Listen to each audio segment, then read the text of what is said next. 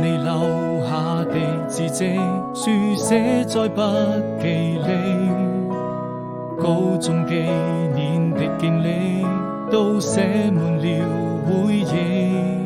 鈴聲又響起，時光總是讓我記得你。真想再次輕輕睡上你，請不要離去。那一年夏天，外面下起了雨，我們肩並肩看着未見天空多美麗。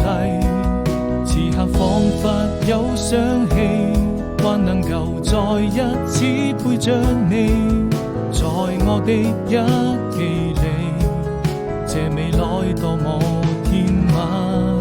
時光總是讓我好想